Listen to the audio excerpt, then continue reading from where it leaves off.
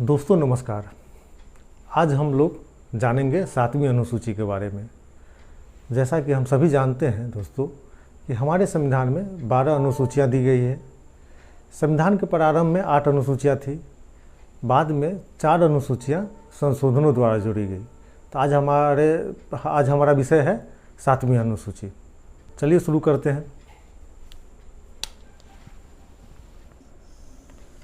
दोस्तों 7वीं अनुसूची में केंद्र सरकार और राज्य सरकारों के बीच शक्तियों का बंटवारा किया गया है। यह बंटवारा 3 सूचियों के माध्यम से किया गया है। आइए देखते हैं कौन कौन सी सूची है। पहला है संघ सूची, दूसरा है राज्य सूची, राज्य सूची, तीसरा है समवर्ती सूची,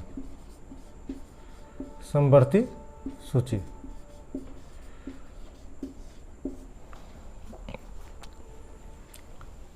दोस्तों प्रारंभ में संघ सूची में 97 विषय थे, बाद में 100 हो गया।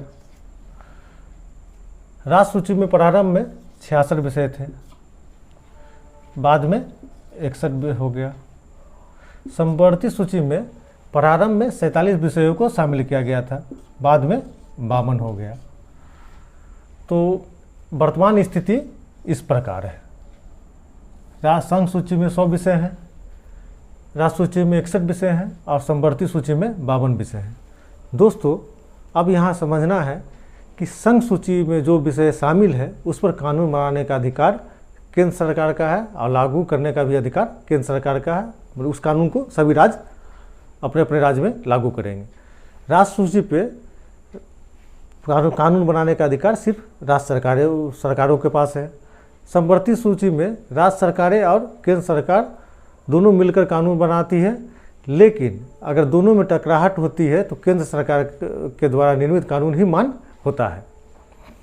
तो दोस्तों अभी वर्तमान में संघ सूची में 100 विषय शामिल है, राज्य सूची में 61 विषय शामिल है और समवर्ती सूची में 52 विषयों को शामिल किया गया है।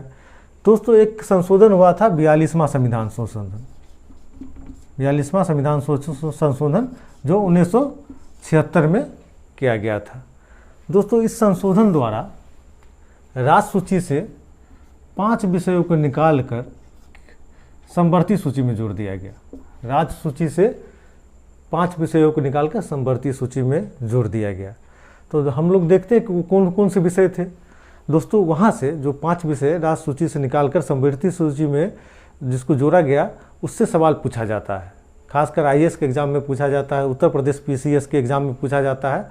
और जो पैटर्न बदल रहा है तो हो सकता है कि बिहार पब्लिक सर्विस कमीशन के एग्ज़ाम में भी वहाँ से सवाल पूछा जाए। तो हम लोग देखते हैं कि कौन कौन से 5 विषय हैं जो राज्य सूची से निकालकर समवर्ती सूची में शामिल किया गया है। पहला है शिक्षा, याद रखिएगा शिक्षा। दूसरा वन, तीसरा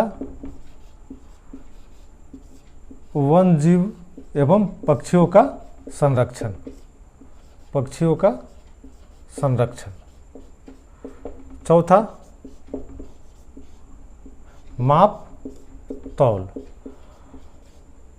पांचवा सर्वोच्च न्यायालय, उच्च न्यायालय के अलावा अन्य न्यायालय के गठन एवं संगठन, इसको राज्य सूची से निकालकर समवर्ती सूची में शामिल किया गया है। तो हम लोग देख लेते हैं। पहला शिक्षा, दूसरा वन, तीसरा वन जीव एवं पक्षियों का संरक्षण, चौथा माप तौल और सर्वोच्च न्यायालय, पांचवा सर्वोच्च न्यायालय और उच्च न्यायालय को छोड़कर अन्य न्यायालयों का गठन एवं संगठन, इसको समवर्ती सूची में शामिल किया गया राज्य सूची से निकालकर। तो दोस्तों 7वीं अनुसूची तो बहुत छोटी है, लेकिन यहाँ से अक्सर सवाल आता है। ऐसे भी अनुसूचियों से अक्सर बहुत ज़्यादा सवाल पूछा जाता है। मुझे विश्वास है कि यह वीडियो आपके लिए फ़ायदेमंद होगा। आप घर पर रहें, सुरक्षित रहें, अपना ख्याल रखें। बहुत बहुत धन्यवाद।